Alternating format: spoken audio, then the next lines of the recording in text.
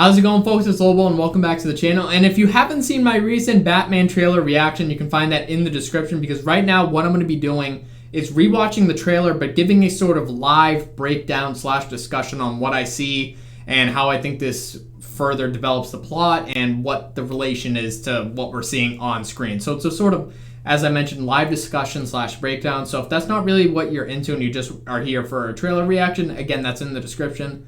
Because right now I'm just going to be talking all out about this trailer in particular and really going into detail about what I know about the movie that is, again, just a non-spoiler basis. Anything that's been released either through promo or cast interview. I'm just going to be giving you a basic rundown of what I know and what I see in the trailer and what I think that means. So, again, if you're interested in my trailer reaction, it's in the description, as well as my Hawkeye series reaction. But without further ado, I'm so excited to do this, and we're just going to get right into it. Bruce Wayne. Sorry? I wouldn't be bothering you here, but your people keep telling me you're unavailable. Alright, right there, what I noticed, obviously we have the sort of behind the Batmobile shot. I really love the cinematography on this. A lot of it is very beautiful and theatrical, but it's also very personal and close up with that sort of point of view or just closer lens. So I really love the camera angles in this. But the conversation he's having there is with the mayoral candidate, that is Bella Real. She unfortunately lost to Mayor Don Mitchell Jr., I believe, because it said he won re-election. And it's debatable and sort of theorized that he was in cahoots with Carmine Falcone, and they bumped off Maroney to help him keep in power with the mayor. That's just something else altogether, but she lost. And obviously you kind of get the sense that she is like the real sort of politician that's not really corrupt and has sort of bad politics. She has good intentions here. And here she's talking about Bruce Wayne. She's like, I've been sort of trying to reach you, but your people say you're unavailable. I'm pretty sure that's almost like kind of calling at Wayne Tower. They're like, oh, can I get a hold of Mr. Wayne? And they're like, yeah, he's not here. He's just gone, because that's what he's doing and such. And then, Keep telling me you're unavailable.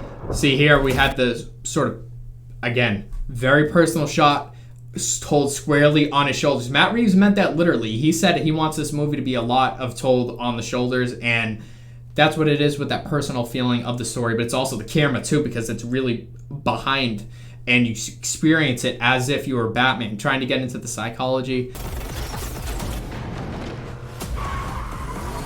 You know, you really could be doing more for this city. I love that sequence right there with him chasing the Penguin and such, and then she's saying, you know, you could really be doing more for the city, because little does she know he's out every single night putting his life on the line to protect all of them. But it's that beautiful thing. It's like the hidden factor that you're unaware, because obviously we as the audience and Batman himself knows what everyone else doesn't. And I just love that sort of, not necessarily duality, but having leverage in the sense that you know something that nobody else does. And it's just really cool to see any sort of relationship unfold where they're like, what are you doing? All you do is stay home by yourself. You're such a recluse. You're such a like a loner, because no one has any idea what he's doing other than the Riddler and possibly Selina and Alfred. But we'll get into more of that later. But it also just kind of reminds me of, if you ever seen the Batman Arkham Knight, the original trailer for that, it had a sort of overview where it was the voice of Thomas Wayne talking to Bruce, and it kind of his final will, and he's like, oh, please don't spend your life on an expensive car and outlandish outfits and the pursuit of like a dangerous life. But it sort of panned to like the Batmobile, him putting on the bat suit, and then him fighting as Batman, kind of pinpointing what he was talking about. But that really reminds me of this, because it's just having one idea of who Bruce Wayne is, but then he's something else altogether. So I just loved like the subtlety of it. Your family has a history of philanthropy, but as far as I can tell, you're not doing anything. Okay, right there, what she says, you see obviously like the cuffling on his shirt with the W, obviously for the Waynes, the Wayne family. And she said your family has a history of philanthropy, you know, kind of being involved with the citizens of Gotham, committing resources to their city and trying to improve it for the better. And she's saying he's not really done that. He's not living up to necessarily the name of his family, his parents in particular. And again, as I mentioned, I get the sense from her that she's like actually trying to do good. She has very pure intentions, and she's trying to get him involved, because obviously as a billionaire he can do a lot with his money and his resources, because it's kind of like the Dark Knight trilogy, where Michael Caine's Alfred was like, this city needs Bruce Wayne. It doesn't need your life or your body. It needs like your resources, your knowledge. So something along the lines of that. But I just love it because, again, it's like little does she know he's out there every night doing that. But she does make a good point because he needs to start stepping up as Bruce, not be this recluse, not to rhyme bars. But he has to do something more because Batman's not enough. He needs to make an impact as Bruce Wayne and live up to his family name, even though it is about to flip upside down with the Wayne corruption. But it's very much like the Telltale games in that regard. That was like an extended look at him flipping inside his car. But this scene shocked me. I don't think Penguin's in there, because if he is, bro, how the hell did he survive that shit? That's a brutal car crash. I don't know. What I'm theorizing there is it might be, but I doubt it, because this Batman, this iteration doesn't kill. He's already been sort of confirmed to be a humanist, though he may be more brutal. But I feel like that's a little excessive. Like, I don't know. Not a lot of people can survive that kind of car crash unless it was caused unintentionally by the Penguin, and therefore Batman's not really at fault. I don't want to debate like ethics, like, oh, who's there at the scene, but it just, to me, I don't know. I really don't think Oz was in there. If he was, bro, he's gonna have a lot of broken bones, because that was a devilish crash. And he laughs. It's just funny. That he wasn't laughing at the scene, but it's just giving a little insight into Bruce's character. I like this because he's always portrayed as dark, and very much in particular in this interpretation as, again, the recluse, dark. He doesn't really have not a sense of humor, but you don't really see him in that sort of light, that fashion where he's able to express his heart in a sense. But obviously he's still a guy, he's a man, and he has that humanity within him. Because all the people who think Batman's not dark or can't crack a joke once in a while, that's not true, but it's not necessarily like a very childish, joking character. But it doesn't mean he can't have those lighthearted human moments. This film would do bad if they focused purely on the darkness, and you have to incorporate that heart and humanity within it and balance it with his anger. And Matt Reeves has described that in numerous interviews, and that's sort of the stake, where he said, I'm trying to make the most emotional Batman film. So these aspects and layers need to be within it. So I like that he's having a laugh at, I would imagine, maybe talking with Alfred, because we could see like on the left side of the screen. It looked like a silhouette, but it's probably not. The Riddler is asking for you. The killer left this for the Batman. Why is he writing to you? Okay, right there, I want to freeze on that, what they're looking at, because I didn't get to look at that. Okay, so Jeffrey Wright is James Gordon. He still sounds so good, but obviously he's saying like the Riddler's looking for you. This looks like his hideout, or at least one of them, because they've released the Japanese version of the trailer, and I sort of zoomed in, and I could see a lot of the things, but this sort of clutter reminds me of it, because the Riddler, sorry, I had a hiccup there. As I was saying with the Riddler, he's very knowledgeable, and he's very intelligent, but you get the sense of chaos within him, so it makes sense for his lair, if you even want to call it that, to be just filled with a mass of clutter and books and photography, because as you can see, there's a number of pictures here. And I wouldn't necessarily say that he left this as a... Well, I would say he probably left this as a clue, like sort of thinking ahead, his contingency, like, oh, I wanted you to find my hideout, or maybe he was mapping something out, but he puts a real change. And this looks like, obviously, a sketch of Gotham, because you can see bridges that sort of lead to other cities, because even though this one isn't shot like Manhattan, Gotham is still very much like that, like Gotham Harbor and stuff, and connecting to other cities and having bridges that go over the bay and such. So this does very much look like the outline of Gotham. Killer left this for the Batman. Why is he writing to you? Yeah, and then see, Alfred, the killer left this for the Batman. Why is he writing to you? We heard that in the first trailer, when he was like, you're becoming quite a celebrity. Why is he writing to you? You came. I've been trying to reach you. It's so cool, but it's a little bit funny, I can't lie, because it's legit like Batman on a FaceTime. I know it's modernizing it, it's incorporating today's technology, but it's still a little bit funny, but it's still so badass. But it's just funny to see him there, like, yeah, I'm FaceTiming. Hey, how's it going, Edward? How you doing? And Riddler here has a chair with some more of his like inscription and glyphs and, well, I wouldn't call them glyphs, but he has like this cryptic language and deciphering code and shit, so that looks cool. And his iconic symbol. I've been trying to reach you. And I love how he raps like gifts for the Batman, to the Batman. He's always leaving these clues in particular for him and him alone. Oh, it's so good. Riddler's latest. It's all about the Waynes. If we Right there. All the people who said he didn't work out, he was trolling, but look at this man. He looks bigger than I thought he would. I remember we saw him from the back when he was doing like the sort of putting his shirt on or whatever, and he was flexing and has all the scars and shit, but he looks a lot like bulkier than I thought. I'm not saying he's like enormous like Ben Affleck, even though Ben Affleck had a lot of CG and like a muscle suit, but like bare skin real, he looks bigger than I thought. I thought he would be more like sharp and toned, but he looks perfect for a year 2 Batman physique, and I absolutely love it. And I said he's supposed to be leaner and more agile, and we saw in the trailer he was doing rolls, and he's very fast with how he fights, so it makes perfect sense for this more agile, lean tone sort of Batman in regards to physique and how he maneuvers when he's fighting as well. Those two go hand in hand, so I think they've done a remarkable job in that aspect. if we don't stand up, no one will. You got a lot of cats. I have a thing about strays.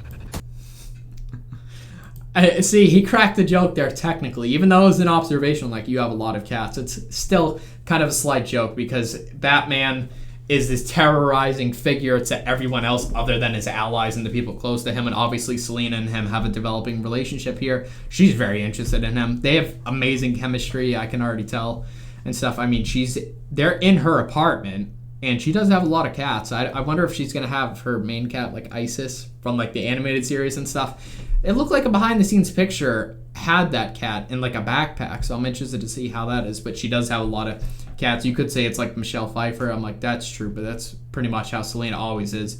A lot like Year One Selina Kyle, which Zoe Kravitz's interpretation is heavily based on. This movie too is heavily based on Batman Year One, so I can already see that. They also released a behind-the-scenes picture of Zoe Kravitz in I think it was Empire magazine, where she was wearing like a corset and she had the nails.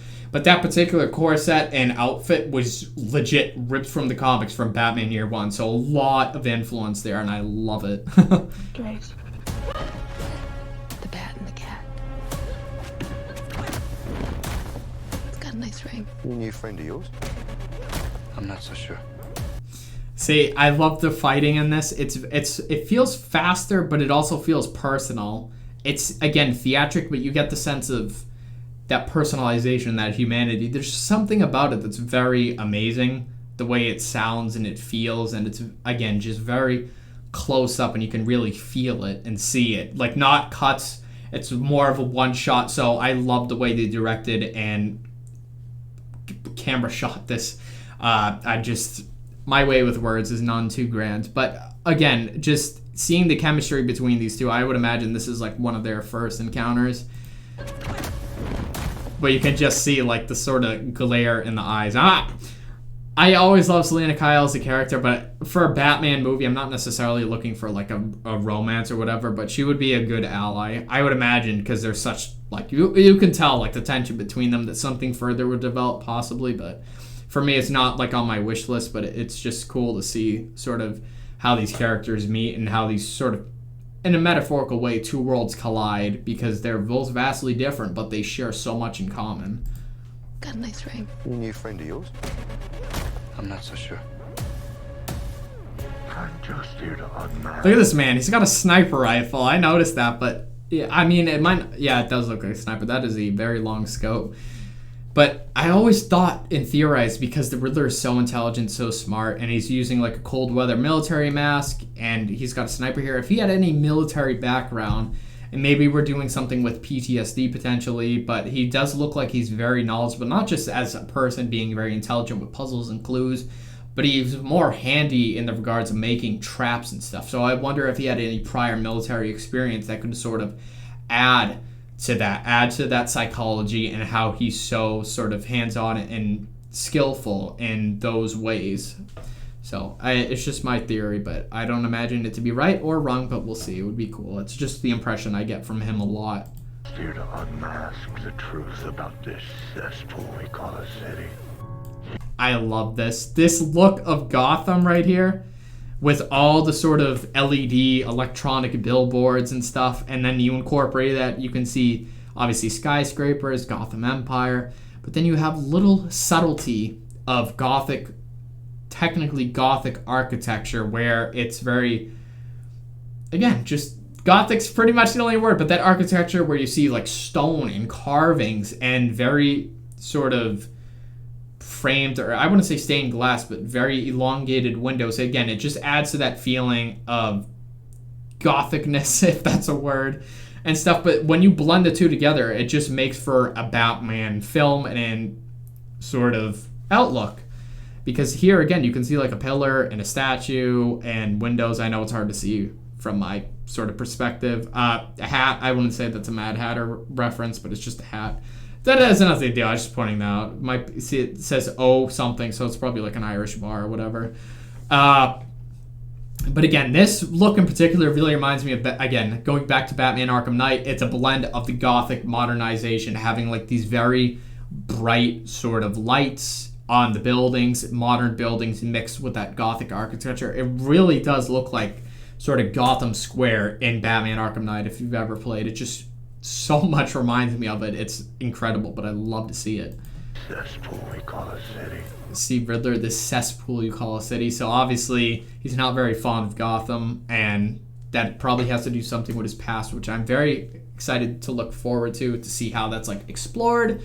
I had the theory that he was an orphan potentially, and he was in an orphanage that the Waynes were founding and stuff. And I don't know if that's true or not, obviously, because it's just one of my theories.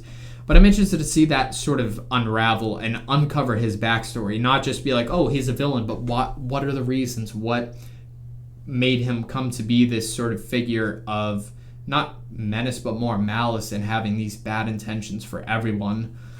But then again, he's also, in a sense, an anti-hero, ridding Gotham of its corruption. So it's like a very cool to put in perspective of where we're going with ethics and sort of how righteous is this in a sense. It's just very old, and these moral dilemmas are just so intriguing to watch unfold, especially when you have a character such as a character as interesting as Batman and Riddler.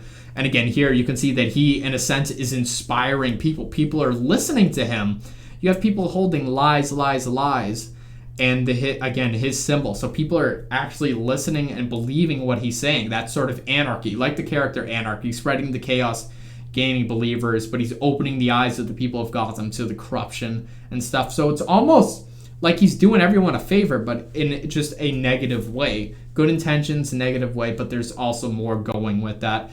I wouldn't really call this a spoiler because it's public set photos, but I've seen the set photos of this, numerous ones. And if you don't know, there's also more of his like Riddler followers gang if you want to call them that, who have like a coat very similar to his, that have a poster that say "Our Day of Judgment" or something along the lines of that. So I was just informing you about that. You're part of this too. How am I part of this? Oh, you're really not as smart as I thought you were. Bruce Wayne. Alright, two things here. This, Oh, you're... How am I part of this? to me, that sounds a little bit weird because it's the same line from the first trailer when he goes, "You're a part of this too," and then he says, "How am I a part of it?" And in the very first trailer, DC Phantom, the Batman sort of teaser, it sounded like, I always believed it was it. Some people debated, oh no, he said this or it, but to me, he sounded like in the first trailer, "How am I a part of it?" And here he says clearly this, but it sounds, I don't know if his accent is breaking, but it sounds a little bit like British or English to me, like the "How am I a part of it?" kind of. How am I part of this? Yeah, I don't know. It just, maybe it's just the way I'm hearing it with the music and not like during the scene. It just sounds like a little bit like his accent broke there, but it's just like a minor nitpick because obviously there's numerous takes and stuff, but it just sounds like a little weird at the moment. I'm not really complaining, but it's just something I noticed. Oh, you're really not as smart as I thought you were. Bruce Wayne. That, he goes, oh, you're not really as smart as I thought you were. It's funny because you can only imagine what scene that's going to occur in. Because obviously I think, like, I wouldn't say it's him deciphering a riddle and he couldn't do it. And Riddler's like, ha, I got you. You suck. You're an idiot. Like, I don't think it's going to be like that.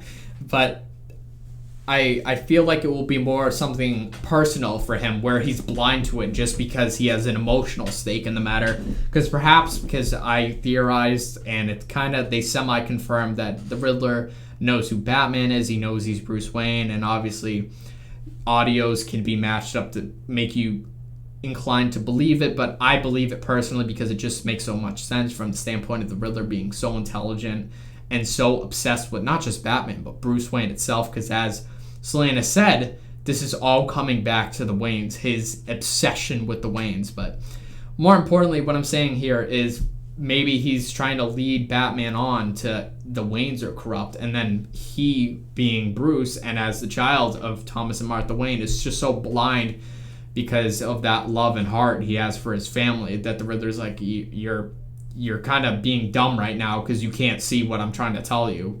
Because obviously we know Batman is a genius, above genius level intellect, the world's greatest detective. And Matt Reeves, Jeffrey Wright, Robert Pattinson, they've all reiterated time and time again that this film is sort of a noir mystery detective story first and foremost.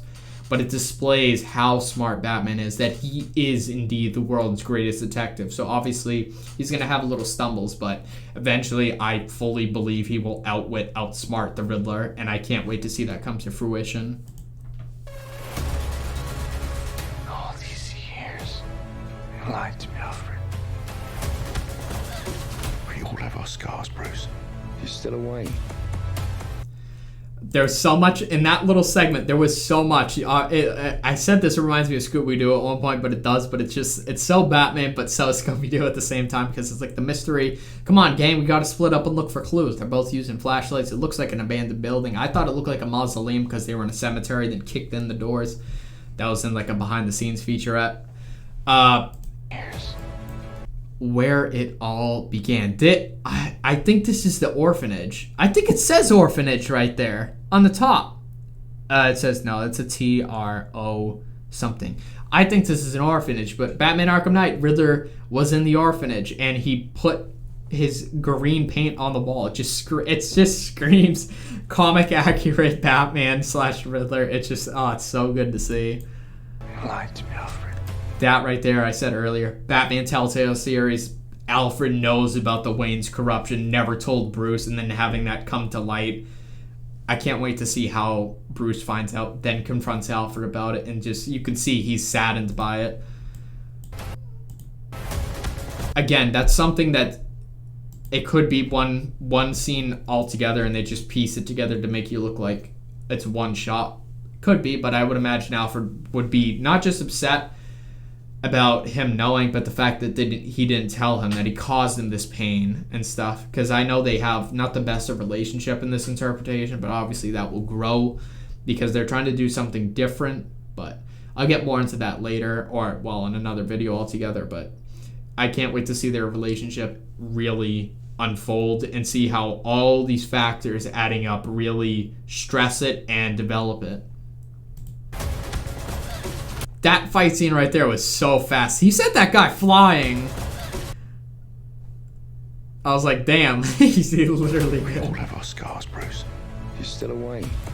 Yeah, we all have our scars. You're still a Wayne. Again, that cuffling where it's the Wayne symbol. He's involved in this? No, he's not involved. How do you know? He's a vigilante. There's him ziplining, escaping the GCPD. That looks so good. And that was, this right here is the dirty cop. That's Commissioner Pete Savage. And I would imagine he would die in this. So obviously Jeffrey Wright's James Gordon can eventually take his place as police commissioner. Because I believe it's lieutenant. He's Lieutenant Gordon in this, not commissioner, not captain. He's Lieutenant Gordon. So I can't wait to see how this all unfolds. And again, there are pictures of him with, I forget who it was. I don't know if it's someone I knew. but there's blackmailed pictures on the police commissioner doing sort of behind the scenes deals, bribery, things like that. No, he's not involved. How do you know? He's a vigilante. Who are you under there? What are you hiding? Selina, they'll throw your life away. Don't worry, honey. I got 9 of them. I love that interaction where it's just him and Selina, and again, she's wondering, who are you under there? What are you hiding from me? Because at one point, I believe she'll have to piece together that he's Bruce Wayne if he doesn't outright tell her, because we could see from magazine clippings of Gotham, like sort of newspapers, that Bruce Wayne, the person Bruce Wayne, has been seen with a mysterious woman. So I would imagine that to be Selina Kyle. So maybe it's sort of like Michael Keaton's, and, well, pretty much Selina Kyle and Batman in the comics have a lot been like this, where they date as Selina Kyle and Bruce Wayne, but then Catwoman and Batman also get together, but then when they're like, oh my god, I had a feeling it was you the whole time. Like something along the lines of that, I don't know, potentially. But just seeing that, you know, I have 9 lives, because obviously the play on cats and stuff, it's cool to see. It's very, very comic-y in that regard. I've seen some people complain about her suit. I mean, we've heard time and time again that she is not yet Catwoman, and eventually she will get, I don't know if in the end of this film, but in the future get her like real suit. But even before that, I can still understand, because yes, it's just a ski mask that kind of looks like a cat head. Your life away. I agree with that, Don't worry, but honey. I got 9 of them. again, I agree with that, but it's just, it still works for what this movie is going for with origin and sort of amateur hour, so to speak. And again, he's like, don't throw your life away. Because he might be saying, hey, stop stealing, don't throw your life away, wasting all your valuable skills. Maybe something along the lines of that. Again, this is the outfit I was talking about. It just looks like Selina Kyle from Batman Year One. It's incredible how they're like, let's get that outfit and just bring it to life. It looks perfect. It can be cruel, poetic, or blind. But when it's denied, it's through violence you may find. Okay, that riddle, I'm not very good with riddles, so I'm just gonna kind of disregard it, because again, this is stuff I know, and I'll admit I'm terrible with riddles, excuse me. This look of Gotham is very interesting. Again, it's pretty much all of this, a great portion of this is CG, because Matt Reeves said he didn't want it to be like, oh my god, that's a Empire State Building, or is that a building? Yeah, Empire State Building. Or whatever. He didn't want you to like exactly pinpoint. Obviously, there are some buildings you can recognize from like Liverpool and Glasgow, but in downtown Chicago. But he didn't want it to be like a mass of, hey, this is Manhattan, or just primarily Chicago, as I mentioned. But again, Gotham has always been sort of portrayed in water, having bay, Gotham Harbor, and stuff. So it does still kind of give off a feel of New York, but it does look visibly different than it, so I like that. You may find. And the flooding and the explosions, we have more of that. We saw Batman, what I thought was a sewer. I still can't pinpoint what it is exactly. Blind. But obviously that's a police car. Maybe this is a crashed bridge and he's in a river, or perhaps, as I mentioned, like the harbor, the bay. Denied. It's through violence you may find. Look at that flooding. That's crazy. You can see people running and shit.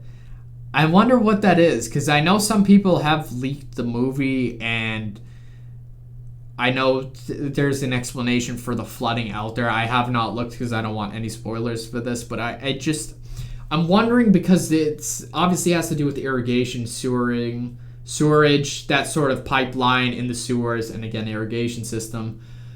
And Matt Reeves mentioned this. It had a lot to do with that irrigation in, I forget if it was, I think it was Taxi Driver, because obviously Taxi Driver, the French Connection, but I think it was Taxi Driver, which was the one that had to do with sort of the waterways and such. Yeah, I believe it was that one. So just gonna move on here. Justice. The answer's justice. Come on, vengeance. Let's get into some trouble. Right there, it's just like so much going on in every scene. This looks a lot more bat-like than what I thought. It looked like I still think it's a wingsuit, but it has like that sort of bat feel to it. Come on, She even makes the joke like, come on, Vengeance. So she knows that he said, you know, I'm Vengeance or whatever. And I love this look. Bruce Wayne just looking at the signal, like his call. I love that. Justice. The answer is justice. Again, I'm terrible with riddles. I don't imagine which riddle that would be. I feel like it would be too on the nose if it was if you are justice, please do not lie, because he just gave him the answer. So I feel like it's another riddle altogether. But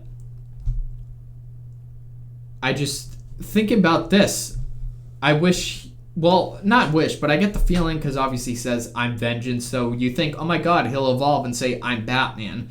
But Vengeance has a degree of personalization where it's very personal and it's very selfish in a sense, because you're only doing this to make yourself feel better. So with Justice, I always think that he'll say, I'm Justice, because it will be that evolution and growth where he's not doing this sort of for personal reasons anymore, but it's just for the greater good. That's why he says, I'm Justice. I'm that X factor. I'm the one that stands out and does things for others. I am that being, that entity. I know he hasn't said I'm Justice, but I just feel like it would make sense for towards the end, that's what he believes himself to be. Instead of being this driving force of vengeance, he'll be Justice, what Gotham needs, that sort of dark knight.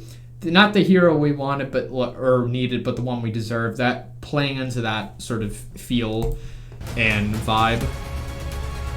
come on, Vengeance. Let's get into some trouble. Okay, you could see here he's always got his eye makeup on. I know some well, I don't know some people. There's very minor people that will say, you know, that's emo. I mean, it's Batman for God's sake. But I just love it because, again, adding to that grittiness, that realism and stuff. And again, here it is, as I mentioned, running for mayor, Bella Real, change for Gotham. Yeah, those do look like Riddler goons. They have the green jacket.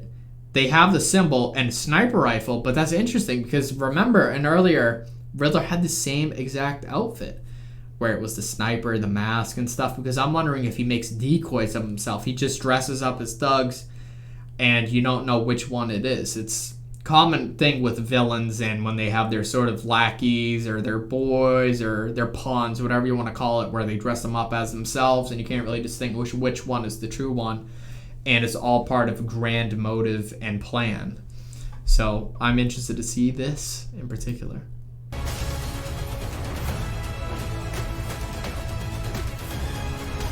This scene, bruh. Oh, it's so good. Just when he lands, oh my god. It's so Batman, because when you get the whole idea of wondering what this is, Matt Reeves was saying, grounded the way year one does. So you're like, is it going to have fantastical elements? Is it going to do sort of superhuman things? Because even though Batman doesn't have powers, his sort of physicality is very exaggerated in the sense where he does things that humans can't technically do. So I was wondering how much would that impact the film, where it was really grounding it like Nolan's, but this guy lands like 30 feet from him, breaking through a window. I'm like, that's very Batman, like very cool. But obviously he disperses that momentum by doing a roll. I think it's quick cut to do. I think he rolls once, then gets up, fights, and rolls again. But obviously it looks so good because he's so fluid with his movements. Very fast, very agile. As I said, see the Riddler thugs right there. You could see them holding the sniper, the rifle, the mask, and the same sort of jacket that he has. Even Selina fighting them. See, look at shit. I'm noticing this a lot more now.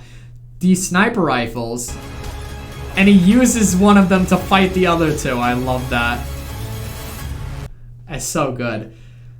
So that's it. That is that is the grand scheme of things. That is the Batman in completion. That is this trailer. So I hope you guys enjoyed my sort of live breakdown. I know it's a bit chaotic, but that's what I kind of want to do now for trailers, because I really want to get out all my thoughts and not miss things in particular.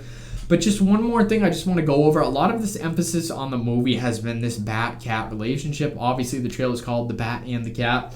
So I know a lot of people who are like, Michelle Pfeiffer is the GOAT and stuff, but I wouldn't say it's necessarily has to be a debate, but it's just so nice to see different interpretations because there's so much ground to cover. But in this one in particular, I really get the sense of exploration of origin and relationship in a way that we've never experienced them before. I don't think we've seen this sort of really outgrown and, as I mentioned, explored, really dive into these relationships and their origins and stuff, and seeing them very brought to life in a way that we've never seen before. I keep saying the same shit over and over, but it's just very cool because you have these moments between them as she's technically not Catwoman, but she's Selina Kyle, even when she's in her sort of ski mask and stuff, but then he's Batman. I wouldn't say like, oh, he's falling in love with her, but you can see his sort of vulnerability there where he's sort of opening his metaphorical doorway, his boundary and stuff, and he's sort of letting her in, letting her get close. So I like to see that relationship unfold. And then, as Zoe Kravitz says, this is also an origin in a sense for Selina Kyle, to see her become Catwoman, her origin, and her want to do good and stuff. So I'm very interested to see where this all goes, because I don't think she'll be very villainous in there. We all know Selina Kyle as a character is more of an anti-hero rather than a villain. And even recently, in recent years, she's just more of a flat-out, just not flawed, but sort of hindered hero, where again she's just a kleptomaniac in a sense, but she still does a lot of good, and she's a heavy ally of Batman and the Bat family and stuff. So you always see her do good, and in this one I believe that she's still maybe a thief. Maybe we'll get some storyline with the Long Halloween, because obviously we've seen Carmine Falcone has the slashes on the face, so I don't know if they're going to do like a personal story where Selina's discovering who her family is, because there was a behind the scenes shot of her looking for her family, or what looks like she's visiting the grave, maybe trying to find out her heritage and stuff, but I don't know if we're going to go that route.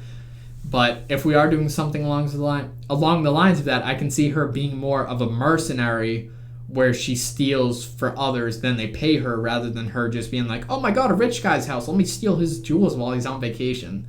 But she's still doing it for a reason and just using her skills. And then, as he says in the trailer, you know, like, don't waste your life doing this. Like, I feel like he's talking to her about that. Like, you have so much good in you, so many skills, I think you can do a better job and put them to better use. So seeing that sort of conflict, but then relationship at the same time, it's so layered, detailed, and I just can't wait to see everything in the grand scheme of things unfold. And the Riddler is just, I'm beyond excited to see Paul Dano's portrayal as the Riddler, but any scene he's in, he's nailed it.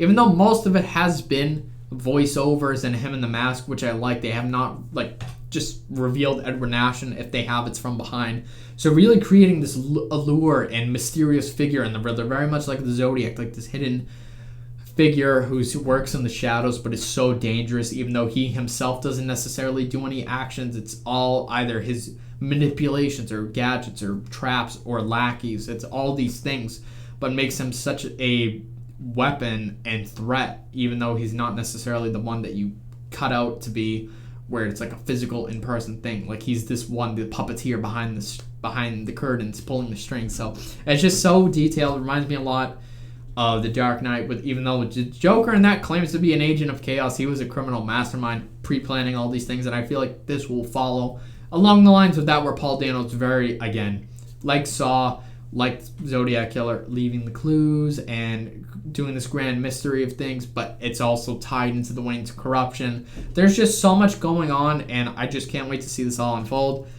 I'm gonna admit, I did not expect this trailer. I knew like a week ago they sort of approved a new Batman trailer, and everyone was talking about that on, I forget which site it is, but then I was like, I don't know if they'll release another trailer this soon. I would imagine late January, early February, and that would be like the final trailer. Tickets available on this date. But the way they did this here, I'm like, oh, are we gonna have another trailer on top of this? Because that's a lot of Batman content. I'm not complaining, but just save some of it for the movie, because there's so much to go on. But I hope you guys enjoyed this. That's just some of the stuff I noticed in this trailer. Obviously, there's heaps more to go and break down. So if you have anything you noticed in this trailer and you'd love to tell me, I would absolutely love that, because I just like to see other people's opinions and what you think about this movie, because I'm so excited for it.